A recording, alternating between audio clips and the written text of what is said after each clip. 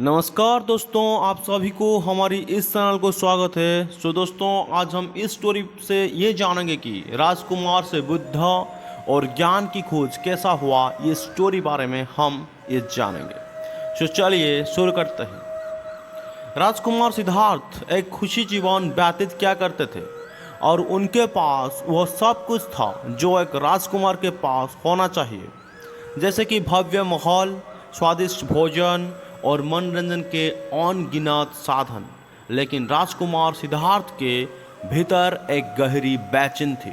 उन्हें दुनिया के दुख, बीमारी, बुढ़ापा और मृत्यु के बारे में जानने की तीव्र इच्छा थी। एक दिन राजकुमार सिद्धार्थ महल से बाहर निकलने का अवसर पाकर उन्होंने पहली बार दुख, बीमारी, बुढ़ापे और मृत्यु का साक्षात्कार किया। यह उनके लिए एक गहरा सदमा था। उन्होंने महसूस किया कि इन दुखों से कोई भी छोटा नहीं है, चाहे वो राजा हो या प्रजा।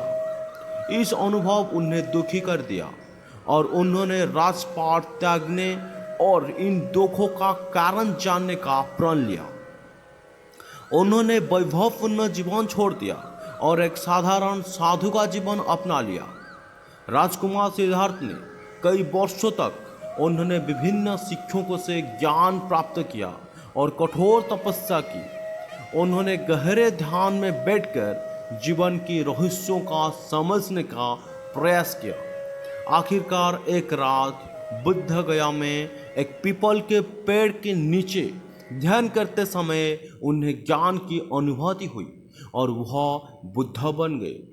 बुद्धत्व के प्राप्त करने के बाद उन्होंने अपना शेष जीवन दूसरे को दुखों से मुक्ति का मार्ग सिखाने में लगा दिया। उन्होंने 4 आर्य सत्य और अष्टांगिक मार्ग की शिक्षा दी, जो दुख से मुक्ति का मार्ग प्रशस्त करता है। दोस्तों, ये स्टोरी से हमें ये शिक्षा मिलती है कि गौतम बुद्ध की कहानी हमें ये सिखाती है कि सच्ची खुशी भौतिक सुखों में नहीं, बल्कि ज्ञान और करुणा के मार्ग पर चलने में मिलती है। ये हमें ये भी याद दिलाती है कि कठिन परिश्रम, दृढ़ संकल्प और सहानुभूति के माध्यम से हम अपने जीवन में किसी भी लक्ष्य को प्राप्त कर सकते हैं।